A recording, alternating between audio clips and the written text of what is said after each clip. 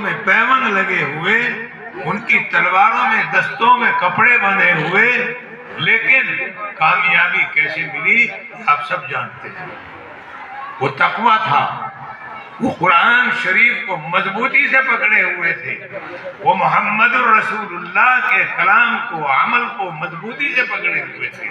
وہ دنیا کا کوئی سودا نہیں کرتے تھے ایمان کے مقابلے میں۔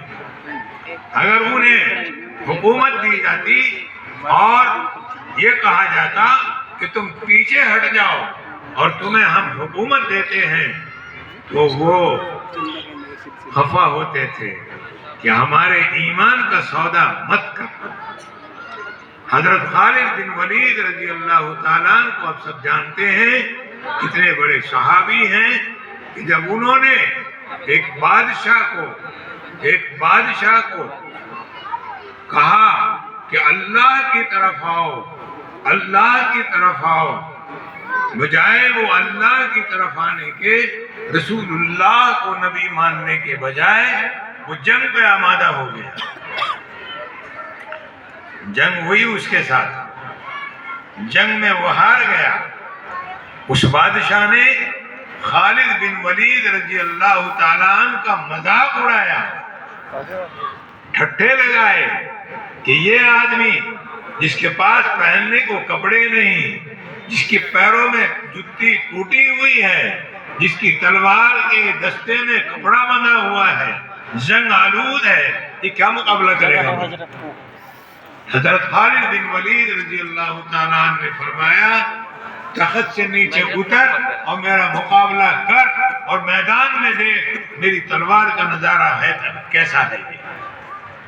خالد بن ولید رضی اللہ تعالیٰ عنہ نے اس کو میدان میں شکست دی۔ جب اس نے فیصلہ کیا، یہ کہا خالد بن ولید رضی اللہ تعالیٰ عنہ سے، اے شخص تو میرے ساتھ سمجھوتا کر لے۔ کیا خالد بن ولید نے فرمایا میں کیا سمجھوتا کروں تیرے ساتھ؟ کہا کہ یہ ملک آدھا تیرا ہے آدھا میرا ہے، آدھا ملک تو لے لے، تو حاکم بن جا اور تو یہاں کا آدھے ملک کا بادشاہ ہو جا اور آدھا میرے پاس چھوڑ دے۔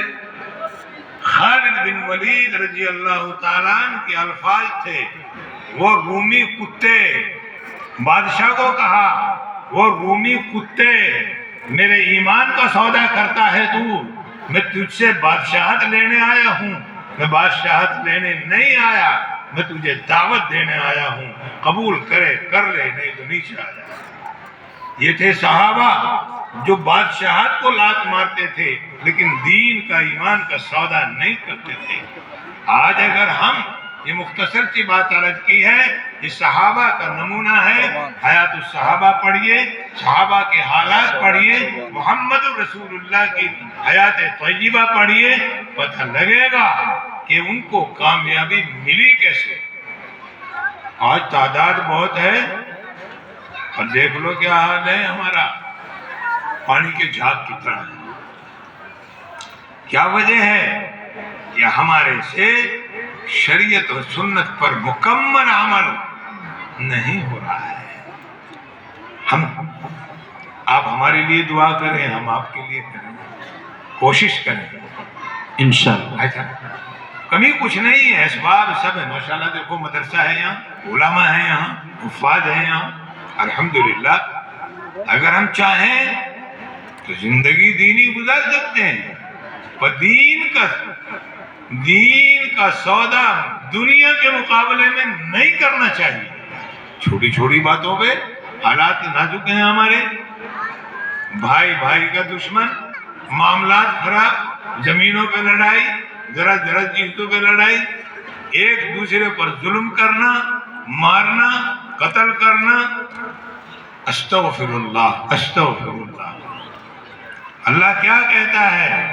وَمَنْ قَتَلَهُ مُتَعَمِّدًا فَجَزَاؤُهُ جَهَنَّمُ، جو قتل کرے مومن کو اس کا ٹھکانہ جہنم ہے۔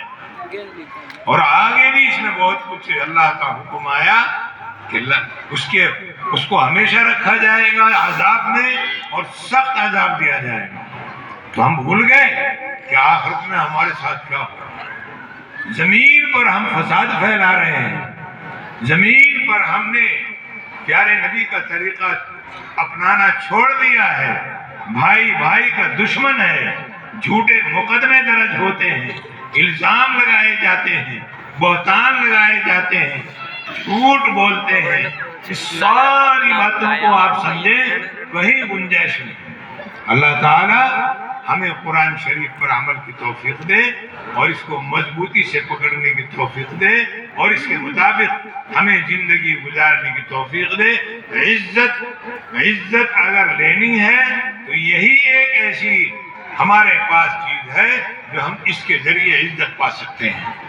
اگر اس سے ہمارا رشتہ ٹوٹا اور ہم کہیں چوک گئے, یہ کہیے کہ آدھا تیتر آدھا بٹیر, نہ وہ تیتر ہی نہ بٹیر ہی ہے. ہم نے دنیا سے بھی محبت کی اور اللہ سے بھی کہتے ہیں محبت ہے. ایک میان میں دو تلواریں کیسے آئیں گی؟ اگر ہمیں محبت ہے اللہ سے, اس کے قرآن سے, اس کے رسول سے, تو پھر یہ ساری چیزیں چھوڑنی پڑیں گی جو محمد رسول اللہ نے کہا چھوڑ دو. محمد رسول اللہ نے کہا چھوڑ دو, اب چھوڑ دو. وہ چیزیں چھوڑ دو جو محمد رسول اللہ کہتا ہے چھوڑ دو, اور جس میں کہتے ہیں محمد رسول اللہ اس کو کرو تو اس کو کرو. دنیا کچھ بھی کہتی ہے, ہمیں بولا کہے, جلا کہے, کچھ بھی کہے, محمد رسول اللہ نے جو فرما دیا اس میں کامیابی ہے. اسی ملک میں جو دنیا کا بڑا ملک تھا, صحابہ کی جماعت تھی, دسترخوان پر بیٹھے تھے, دسترخوان پہ کھانا گر گیا.